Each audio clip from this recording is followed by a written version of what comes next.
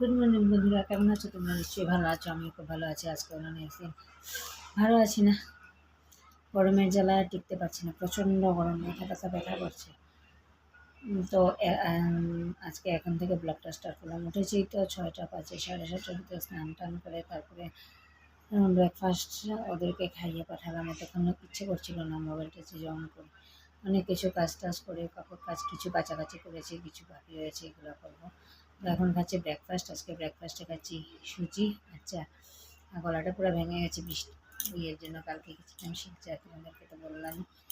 তো এত গরম বাপরে বাপ, কিছুদিন গেল বৃষ্টি, এখন এত গরম।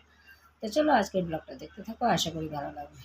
আর গরমের মধ্যে বেশি কাজ করতে ইচ্ছে করে না, হালকা পাতলা খেতেও ইচ্ছে করে, কাজও করতে ইচ্ছে করে না। তো চলো আজকে ব্লগটা দেখতে থাকো, আর সঙ্গে থাকো, আশা করি ভালো লাগবে। আজকে যেহেতু ভেজ, আজকে মঙ্গলবার, তো আজকে কী কী রান্না করছি দেখে। এখানে করবো পুঁই ডাঁটা, সব সবজি কেটে নিয়েছি, সব ধরনের সবজি দিয়ে পুঁই ডাঁটা চচ্চড়ি, আর আলু টমেটো দিয়ে এই যে দুধ ছানা কেটে বড়া করে তরকারি। এই হচ্ছে আজকে লাঞ্চ মেনু। আর রাতে ডাল ভাজা কিছু একটা খাবো। তো চলো ব্লগটা দেখতে থাকো আর সঙ্গে থাকো।